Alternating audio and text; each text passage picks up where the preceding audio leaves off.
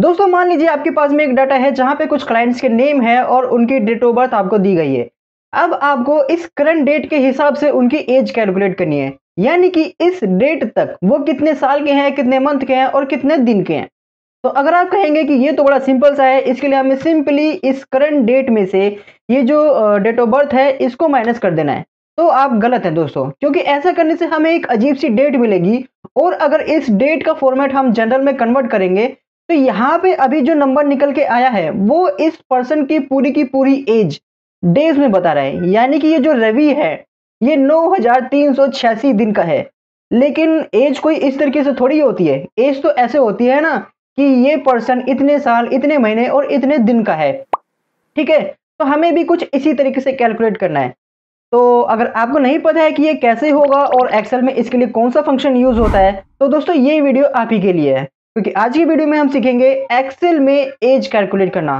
तो चलिए दोस्तों शुरू करते हैं फटाफट से हमारी आज की वीडियो। तो हेलो दोस्तों, मेरा नाम है संजू और स्वागत है आप सभी का मेरे यूट्यूब चैनल लर्निंग जोन में। तो दोस्तों यहाँ पे एज कैलकुलेट करने के लिए हमें यहाँ पे तीन अलग अलग फंक्शंस लगा के सबसे पहले तो ईयर कैलकुलेट करना होगा, फिर उसके बाद मंथ कैलकुलेट करना होगा और उसके बाद में डेज कैलकुलेट करना होगा। ठीक है, तो चलिए पहले निकालते हैं ईयर की ये पर्सन कितने साल का है। तो इसके लिए हम यहाँ पे फंक्शन लगाएंगे इजिकल टू फिर डेटेड इफ फंक्शन। ठीक है, इसके बाद ब्रैकेट ओपन। और एक बार दोस्तों, ये जो डेटेड इफ का फंक्शन है, आप जब ये स्पेलिंग टाइप करेंगे डेटेड इफ तो आपको यहाँ पे फंक्शन देखने को नहीं मिलेगा, ये फंक्शन यहाँ पे पॉपुलेट नहीं होगा दोस्तों। ठीक है, अब ऐसा क्यों है ये तो पता नहीं, लेकिन ये डेटेड इफ का फंक्शन एक्सेल में मौजूद है दोस्तों। ठीक है, और बहुत कम लोगों को पता है। तो यहाँ पे हम लिखेंगे डेटेड इफ, इसके बाद ब्रैकेट ओपन। अब हमें पहले ये डेट ऑफ बर्थ का सेल रेफरेंस देना है। ठीक है, इसके बाद कॉमा लगाना है, उसके बाद करंट डेट का रेफरेंस देना है। ठीक है, आपको दोस्तों इसमें कंफ्यूज नहीं होना है, आपको ध्यान रखना है कि पहले डेट ऑफ बर्थ आएगी, उसके बाद ये जो करंट डेट है ये बाद में आएगी। ठीक है, इसके बाद हमें डबल कोट्स के अंदर में लिखना है वाई, इसके बाद ब्रैकेट क्लोज और एंटर। तो देखिए यहाँ पे अभी फिलहाल हमें पता चल चुका है कि ये जो रवि है ये 25 साल का है।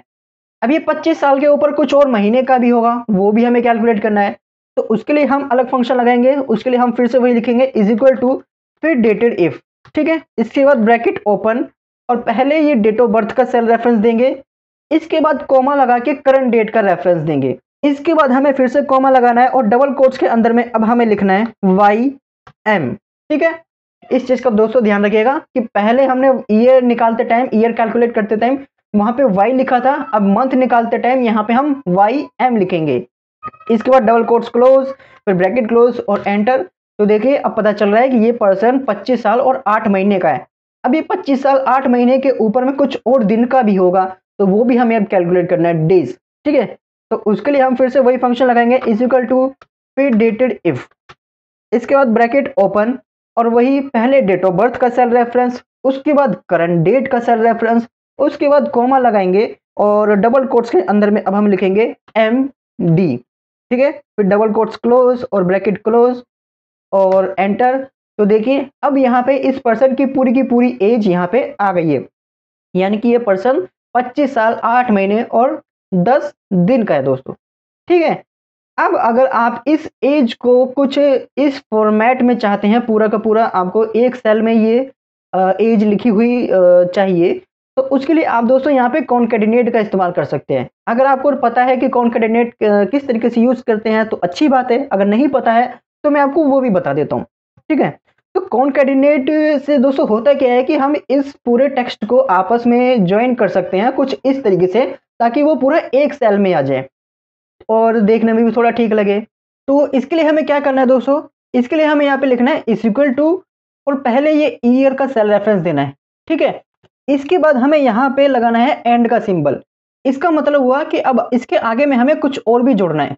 तो आगे हमें क्या जोड़ना है, आगे ये जो ईयर्स लिखा हुआ है टेक्स्ट ये जोड़ना है ना, तो इसको हम लिखेंगे यहाँ पे डबल कोट्स में ईयर्स।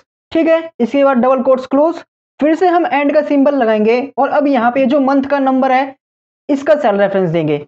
इसके बाद फिर से हम एंड का सिंबल लगाएंगे और अब यहाँ पे जो मंथ टेक्स्ट में लिखा हुआ है ये लिखेंगे हम। ठीक है, फिर से हमने डबल कोट्स क्लोज कर दिया और फिर से हम एंड का सिंबल लगाएंगे और अब यहाँ पे हम ये डेज का सेल रेफरेंस देंगे, फिर से हम एंड का सिंबल लगाएंगे और डबल कोट्स के अंदर में लिख देंगे डेज। ठीक है, फिर डबल कोट्स क्लोज और एंटर प्रेस करेंगे तो देखिए हमारी जो अब ये एज है पूरा का पूरा एक सेल में ज्वाइंट होके आ गया है। अब इसमें कमी ये है कि यहाँ पे बीच में स्पेस नहीं आ रहा है, तो अब स्पेस भी डाल देते हैं हम दोस्तों। तो इसके लिए हमें क्या करना है, हमें इस फंक्शंस पे F2 की प्रेस करना है, जिससे कि ये जो फंक्शन है वो एडिट मोड में आ जाएगा। अब आप इसमें कुछ भी एडिट कर सकते हैं। तो अब आपको जहाँ पे भी स्पेस डालना है वो आप डाल सकते हैं, जैसे कि यहाँ ईयर्स के पहले और बाद में स्पेस आएगा, ठीक ऐसा ही मंथ से पहले और बाद में स्पेस आएगा, और डेज से पहले में स्पेस आएगा, बाद में स्पेस की जरूरत नहीं है। ठीक है, तो हम एंटर प्रेस करेंगे तो देखिए अब ये बिल्कुल ठीक है दोस्तों। और अब आप अपनी डेट को कुछ भी चेंज करेंगे, ये जो करंट डेट है इसको अगर आप चेंज करेंगे तो उस हिसाब से आपका ये जो एज है वो भी चेंज होता रहेगा दोस्तों। ठीक है, अब आप इसी तरीके से बाकी के भी और कैलकुलेट कर सकते हैं।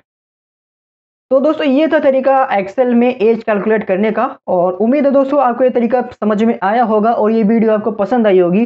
तो दोस्तों ये वीडियो अगर आपको पसंद आई है और आपके लिए हेल्पफुल रही है तो इस वीडियो को लाइक जरूर कीजिएगा और अपने दोस्तों के साथ में भी शेयर कीजिएगा, और साथ ही साथ मेरे चैनल पे इस तरह की और भी नॉलेज वाली वीडियो देखने के लिए चैनल को सब्सक्राइब करना ना भूलिएगा और साथ वाले बेल आइकन को भी दबा लीजिएगा दोस्तों। तो चलिए मिलते हैं अब अगली वीडियो में, तब तक के लिए बाय बाय।